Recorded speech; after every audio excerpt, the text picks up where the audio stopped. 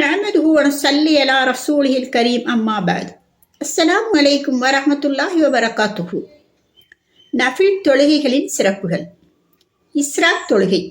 சூரியன் உதித்து சில நிமிடங்களுக்கு பிறகு தொழப்படும் தொழுகைக்கு இஸ்ராக் என்று கூறப்படும்.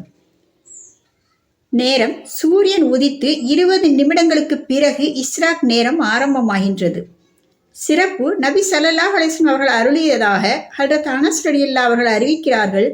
எவர் ஃபஜ்ர் தொழுகையை தொழுதுவிட்டு சூரியன் உதிக்கும் வரை அங்கேயே இருந்து திக்ரு தஸ்பீஹில் ஈடுபட்டிருந்து பிறகு 2 ரக்காத் நஃபில் தொழுவாரோ அவருக்கு ஹஜ் உம்ரா செய்த நன்மைகள் கிடைக்கும்.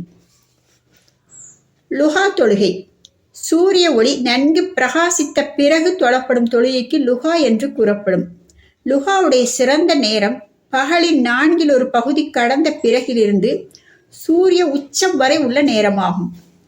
நபி ஸல்லல்லாஹு அலைஹி வஸல்லம் அவர்கள் அருளினார்கள், எவர் லுஹாவின் 2 ரக்காத்துகள் தொழுவதை வழமையாக்கிக் கொள்வாரோ அவருடைய அனைத்து பாவங்களும் மன்னிக்கப்பட்டு விடுகின்றன.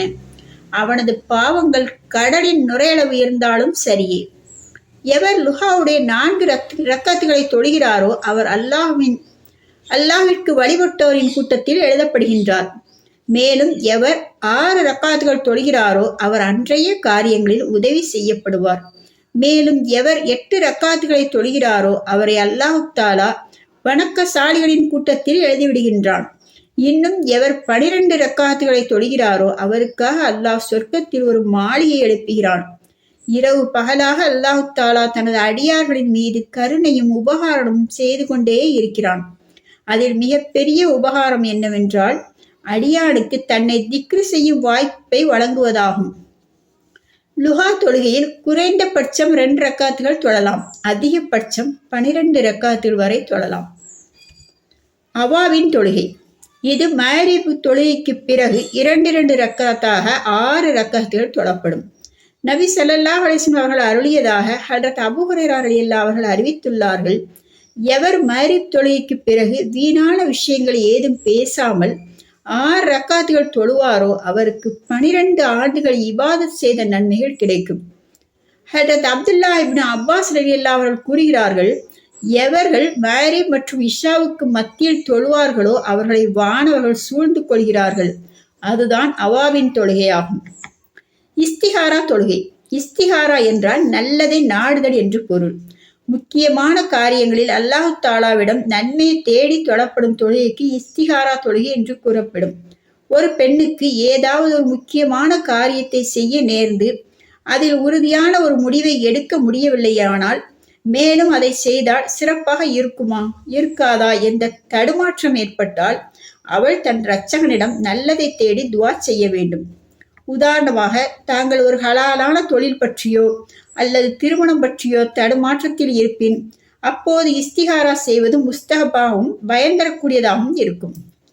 நபி ஸல்லல்லாஹு அலைஹி வஸல்லம் அவர்கள் கூறினார்கள், உங்களில் ஒருவர் ஏதாவது காரியத்தை நாடி அவர் முதலில் 2 ரக்காத் நஃபில் தொழ வேண்டும். பிறகு அல்லாஹ் தஆலாவிடம் இவ்வாறு துஆ செய்ய வேண்டும். இஸ்திஹாரா துஆ. அல்லாஹும்ம இன்னி அஸ்தகீருக பி இல்மிக வ அஸ்தக்திருக بقدرتك وأسألك من فضلك العليم فإنك تقدر ولا أقدر وتعلم ولا أعلم وأنت علام الغيوب اللهم إن كنت تعلم أن هذا الأمر خير لي في ديني ومعاشي وعاقبة أمري فاقدره لي ويسره لي ثم بارك لي فيه وإن كنت تعلم أن هذا الأمر سر لي في ديني ومعاصي وعاقبة أمري فاصرفه عني واصرفني عنه واقدره لي الخير حيث كان ثم أرلني به. இந்த துவாவில் 2 இடங்களில் ஹாதல் அம்ர என்ற வார்த்தை உள்ளது. அந்த 2 இடங்களிலும் நாம் எதற்காக இஸ்திஹாரா செய்கிறோமோ அதை மனதில் நினைக்க வேண்டும். துஆவுடைய ஆரம்பத்திலும் இறுதியிலும் அல்லாஹ்வை புகழ்ந்து நபி ஸல்லல்லாஹு அலைஹி வஸல்லம் அவர்கள் மீது ஸலவாத்தும் ஓத வேண்டும். இஸ்திஹாரா செய்வதை 7 நாட்கள் தொடர்ந்து செய்து வருவது சிறப்பாகும். இன்ஷா அல்லாஹ் நிச்சயமாக அந்த காரியத்தின் நன்மை தீமை வெளிப்பட்டுவிடும். இஸ்திஹாரா செய்வதற்கு முன் தொழுவதற்கு வாய்ப்பு கிடைக்கவில்லையானால் துவாவின் மூலமாக மட்டும் இஸ்திகாரா செய்யலாம். முழு கவனத்துடன் இஸ்திகாராவுடைய துவாவை ஓத வேண்டும். இன்ஷா அல்லாஹ் அதிகம் நஃபில் தொழுகைகளை நாம் தொழுவோம். யா முகல்லிபல் குலூபி சப்பித் கல்வி அலா தீனிக. உள்ளங்களை புரட்டக்கூடியவனே, என்னுடைய உள்ளத்தை உன்னுடைய மார்க்கத்தில் உறுதிப்படுத்துவாயாக. வாஹிர் தஅவானா அல்ஹம்துலில்லாஹி ரப்பில் ஆலமீன்.